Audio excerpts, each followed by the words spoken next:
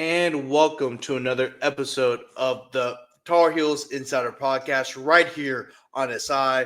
I am your host, Grant Sasher, bringing you all the latest news in regards to UNC athletics. Make sure to follow us on Twitter at Tar Heels on SI. Also, make sure to go follow me on Twitter as well because I'm going to be posting a lot of UNC content throughout the days as well. You can follow me at it's right there in the bottom left-hand corner of your screen, right? Bottom left-hand corner. Sasha Grant, last name, first name. And if you have a hard time trying to spell my last name, all you got to do is go to the cabinet, grab your Tony Sasha's, look at the cable, look at the label, and that's how you spell it. So that's probably the easiest way to do it. And of course, my boss actually calls me the seasoning because he does. I think he just doesn't want to try to pronounce my last name. I mean, he's gotten it right, but it's a little tricky at first, for a lot of people outside the state of Louisiana. But with that being said, also make sure to go like and follow the our Facebook page as well. Got a lot of great content up there as well. Of course, not only from me, but from our associate beat writer Jeremiah Artacho. He's been on the show a couple of times. Caleb Sis is always doing a great job with the recruiting stuff.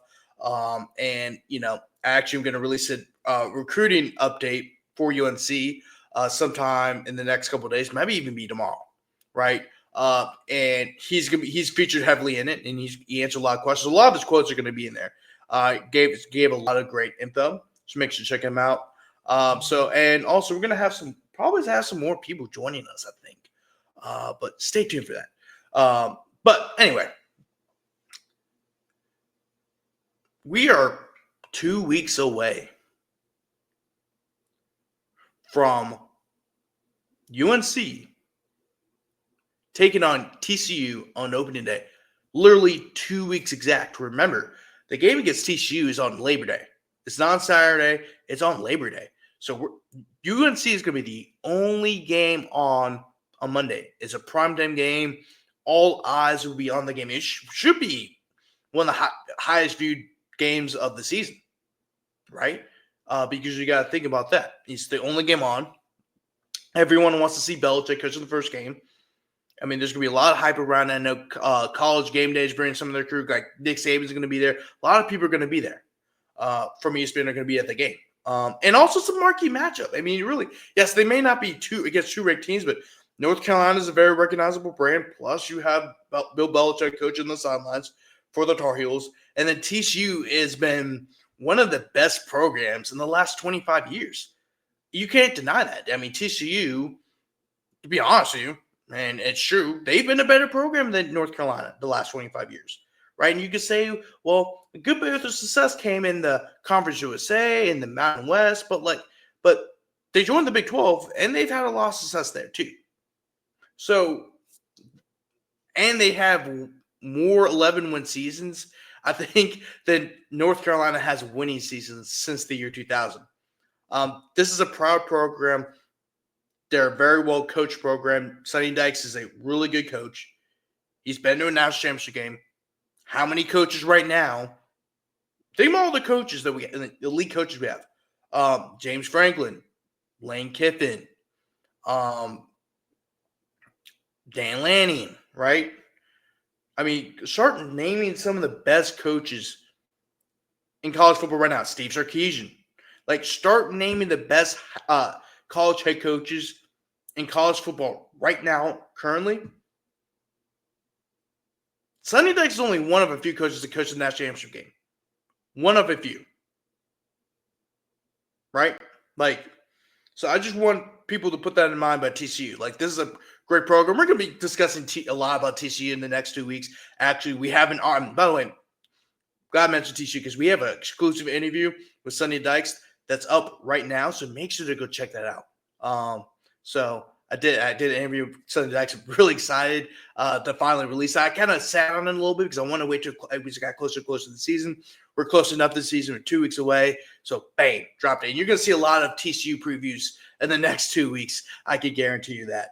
But the reason why I brought up opening day, kind of get to the main point of the show, of course. But I wanted to do some promotional stuff, of course, in regards to the TCU game. and then also, is relevant to what we're talking about. And that is my opening day predictions for the starting lineup.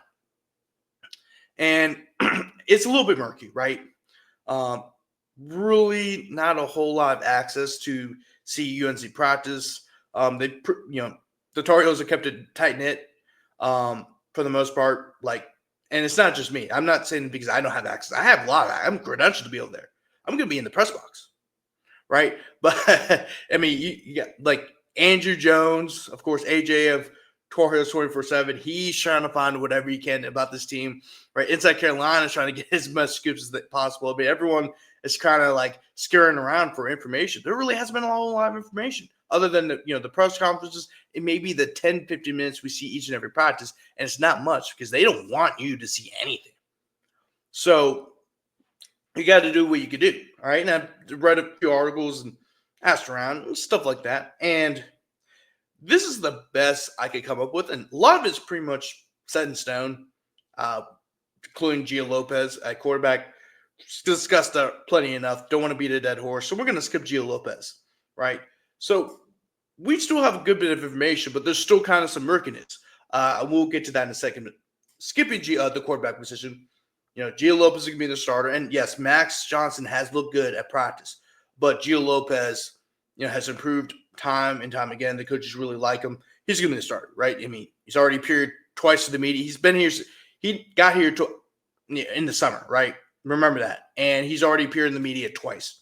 Once the ACC kickoff, and then when they did the spring tour here, not the spring tour, the road trip tour, where they went to all 17, where the ACC network went to all 17 schools, and they see, including even the ones on the West Coast, Pacific Atlantic Coast Conference. Like I have a joke about that. They're called Atlantic Pacific Coast Conference, and Dallas, the Pacific, the Atlantic Pacific and Dallas Conference. But yeah, they went to all 17 schools, and Gio Lopez. They interviewed Gio Lopez, right? And look, yes, of course, UNC wants to keep the quarterback battle hush hush, but the fact that there's been 2 times already where Gio Lopez is signed in front of the media. Like, they could have not let Gio – I've already discussed it. They could have not let Gio Lopez talk. But they did. So, he's your quarterback. Next position, running back. And a lot of people think it's going to be Davion Goss, right? And I think so too, right? I mean, he did a good job as the RB2 last year. 67 carries for 326 yards and 4 touchdowns.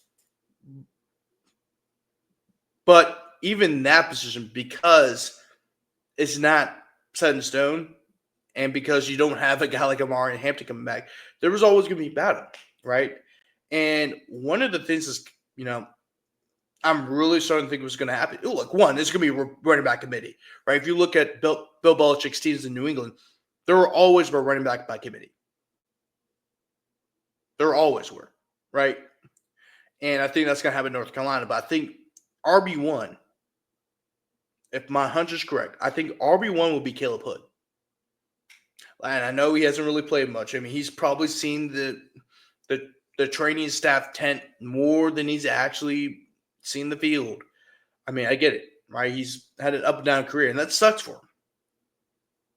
But he already, of all the running backs, he's the only one that spoke to the media. He had immediate availability, the very first one, right? So we've only had this Wednesday be a 4th media availability day, and he was the first one. He appeared on the first day.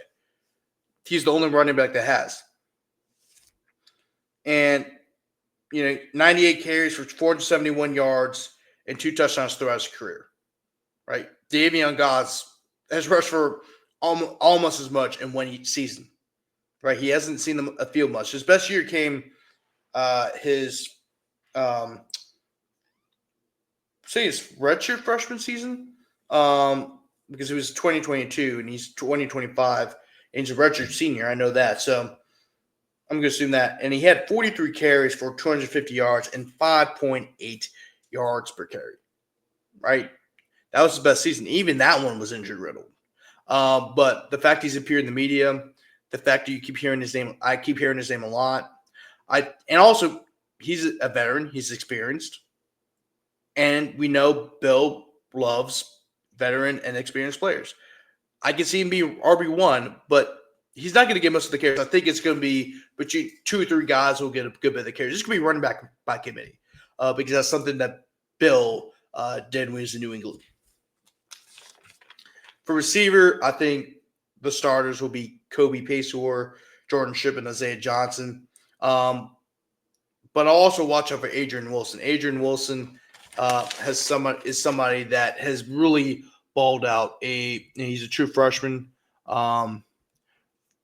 He's a true freshman receiver, and he's really balled out, man. I mean, he's made all kinds of plays. I mean, every time you pull up something from UNC's Twitter page or Instagram page, he's always doing something crazy. Well, and he's a Colorado. He's not a true freshman, but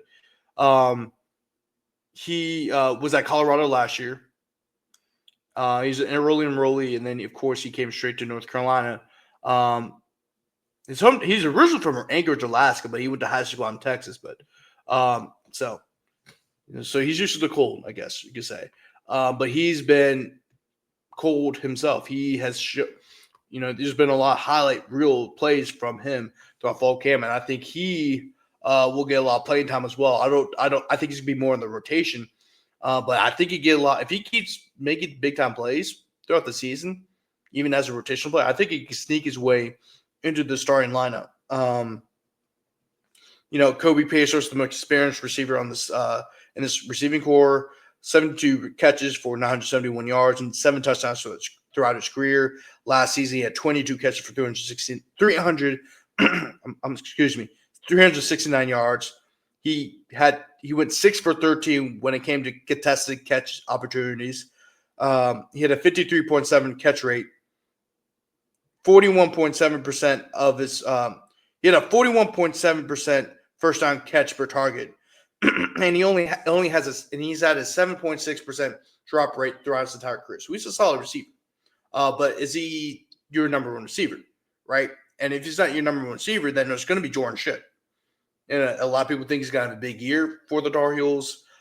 He was one of the representatives at ACC kickoff. He's had 9 catches for 160 yards and a touchdown, but 7 of those catches were for first downs.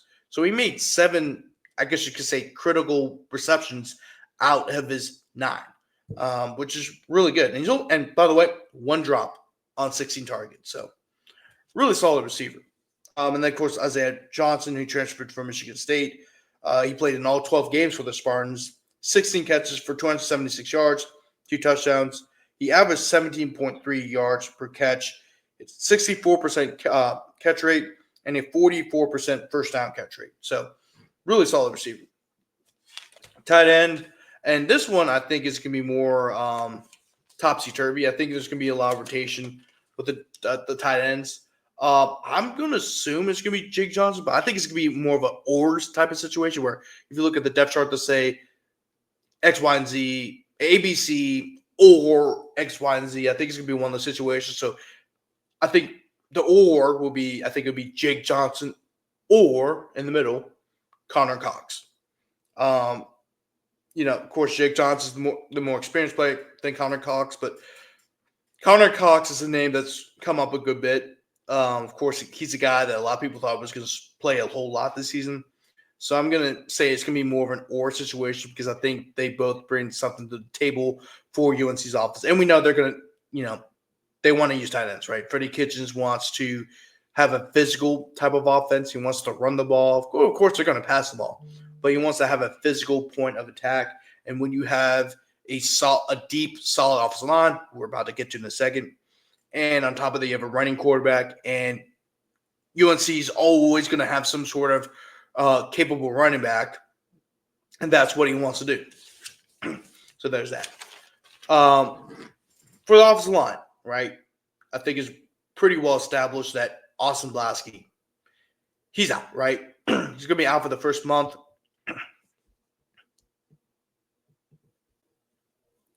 And he's going to miss the first 4 games of the season, which are critical, right? You want to have a strong start of the season, especially against TCU.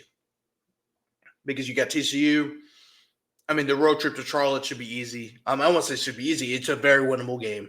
And then, of course, the fourth and final non-conference game. It's a winnable game too, but you're traveling to Orlando, to UCF, in a stadium that is one of the more difficult places to play in the country.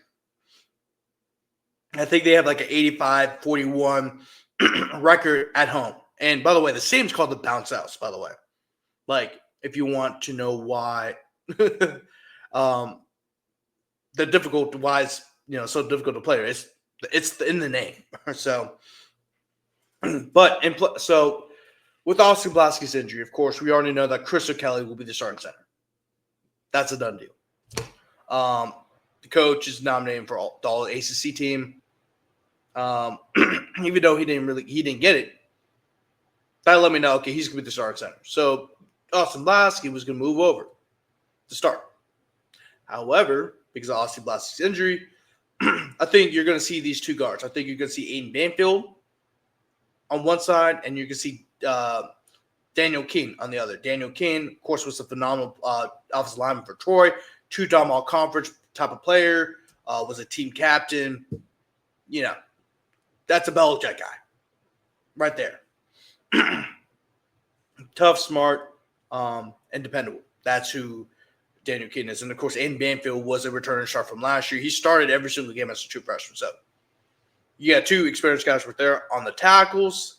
That's going to be a little bit of a toss-up, all right? I think one side, Travion Green should start, right? But on the other, who do you start? Do you start Miles McVay, who transferred from Alabama? Do you start Will Osteen, who is also a pretty accomplished offensive lineman himself, right? Two-time all-conference player at Jacksonville State. I know Freddie Kitchens wants to have a physical run game. That's what they had at Jacksonville State when Rich Rod was the head coach there. They were a top five. They had a top five rushing offense the last 2 years. So I think there's a possibility where you see Will Osteen starting at right tackle or left tackle, one of the tackle spots, because of his strong run blocking ability, right? And I think because of the way Jackson State handled things, I think you're going to see something of a similar offense to North Carolina. Maybe not as run-heavy as Jacksonville State was, but you're going to see a physical run game. I think Will Osteen is the perfect guy for that. The defensive line, right? Price Yates, Smith Wilburn on the edge.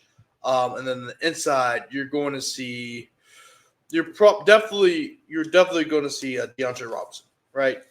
I think you're going to see DeAndre Robinson and you're going to see C.J. Mims. I think those two guys will be on the inside, but also what Isaiah Johnson will be in the rotation, and also Leroy Jackson has really blown up this fall. He was actually one of the guys who spoke at one of the media availability days. He's the only freshman to do so. He's a redshirt freshman. And also, keep this in mind too, of all the defensive tackles that were returning from last year, he's the only one that played. Well, it was only 3 snaps. So he is a guy you should watch it for in the rotation as well. Defensive ends already said Price Yates and Smith Bilbert, right? Also, Melkart Abu-Jadeh. He will be in the rotation as well. And there could be some other guys as well, but I'm just kind of making my predictions of what I know, right? What I know. That's why I'm making these predictions off of, because there's still a lot of unknowns out there, and I think that's what makes this North Carolina team so intriguing. There's so many unknowns. But linebacker, it's going to be a 2 linebacker look. Of course, those 2 guys are going to be Kamari House, who we're all in agreement, from the media to the coaches to the players to the fans. I think we're all in agreement that Kamari House I think we all think he's going to have a breakout year. I think it'll be really fun to see him. He's a very versatile guy, very aggressive guy. Not the biggest guy in the world. He's only 6 foot, 215, 220. And he doesn't look like it either, so he could be less. But he's a very versatile linebacker. He's very, I think a lot of people down here in Chapel are very excited to see him. And, of course, he already knows the defense. He played under Steve Belichick at Washington. So he already knows the defense. So I think that'll be very beneficial as well. And as a rotational player last year, 35 tackles, a tackle for loss, a forced fumble, an interception, and 4 pass breakups. Andrew Simpson, transfer from Boise State, a great player. Is combined for over 130 tackles, 141 tackles throughout his career, 32 tackles for loss, 12.5 sacks, 3 interceptions, 8 pass breakups, 5 forced fumbles. Last season at 46 tackles, 11 tackles for loss, 3 sacks, an interception, a pass breakup, 3 forced fumbles, and there's a few games he missed too, by the way. And he was a key contributor on that Boise State team that went to the playoff. And, of course, his best year came in 2023, which is the year before, where he was fully healthy. 66 tackles, 16 tackles for loss, 6.5 sacks, 2 interceptions, 4 pass breakups, and 2 forced fumble. Reliable and experienced player. And also, he may need to get a little bit better wrapping up, right? If you look at his missed tackle rates, I mean, they're in the 20s. But he has a 78.8 defense grade, a 77.7 run defense grade, and a 67.4 pass rush grade, according to PFF. And at defensive back, of course, your 2 cornerbacks are going to be Thaddeus Dixon and Marcus Allen. And then as safeties, you're gonna see Gavin Gibson as strong safety, Will Hardy at free safety, and then you're gonna see Caleb Cost at nickel. But there's going to be some. I think there's going to be some rotation in there as well. But I'm really more confident in how the defense is looking because not only from what I heard, but what I already knew coming to fall camp, those guys are going to be the starts. And defense has actually been a lot more easier to predict than offense because offense, you have a lot of uncertainty, right? You lost a whole lot of offensive production in terms of yardage and whatnot. You lost Omarion Hampton, who was, of course, your leading rusher, but he was also your 4th or 5th leading receiver as well. You basically are replacing the whole receiver staff. I mean, there's a lot of unknowns. On the offense, outside the quarterback position and the offensive line, running back and receiver, you don't really have that number one guy. You don't have that flashy offensive playmaker yet that you're going to need. So I feel more confident that predicting the defense than I do the offense, but hopefully we'll learn more on Wednesday when we have another media availability. Maybe they might let us watch a little bit more practice. Maybe they'll have more than just one speaker because Bill was the only one that spoke last week. Who knows? But I'm really excited for these next 2 weeks. We're getting closer and closer to the football season starting up. Of course, this weekend, college football officially starts on week 0, and we got some good. I mean, there's some good games. I mean, I know one of them is between Kansas State and Iowa State. It's actually a ranked matchup, really a rare ranked matchup for a week 0 game. You don't really see many of those. But you got Iowa State, Kansas State, you got Fresno State, Kansas. That's not a bad game, really. Sam Houston and Western Kentucky, which is more of a mid-major game. But it should be a very interesting game. Sam Houston State was a bowl team last year. So was Western Kentucky. Sam Houston went 10-3. Western Kentucky has been a solid mid-major program the last few years. It's not really a bad one. You also have I saw there's another game too. Hold on. Oh yeah. So Stanford and Hawaii. That's not great at all. But you had 2 solid games. I mean, Fresno State, Kansas should be kind of that would be kind of an interesting matchup. Sam Houston, Western Kentucky. That's not a bad mid-major matchup. But then, of course, the biggest one, which would take place at noon, which would be Iowa State, Kansas State, a game in which is called Farmageddon. So that should be a very interesting. That's a good little appetizer before we get to go week 1, of course, where you got Texas and Ohio State, Clemson and LSU, and of course your Tar Heels against the TCU Horned Frogs on Labor Day night, 8:00 p.m. at Kenan Stadium in Chapel Hill. That's going to wrap it up today for today's show. Once again, I'm your host, Grant Sashry, the lead beat writer for North Carolina Tar Heels on SI. Make sure to follow us on Twitter. Make sure to follow me on Twitter. And also, not even just Twitter, but Twitter and Facebook. And, of course, follow me on Twitter. And then also our website is free, si.com/college/UNC. It's free. No paywall. no subscriptions, and no bowl. We're going to tell it like it is on our site. We've got a lot of great content coming up, so make sure to go check it out. And I'll see you guys later. You guys have a great rest of your Monday. And if you're a college student watching this, study. That's the only thing. Okay, well, let me rephrase this. Study, make sure you do all your schoolwork, and go have fun. That's for all the students that may be watching this, so make sure you go do that. But anyway, that's going to wrap it up, and see you guys later.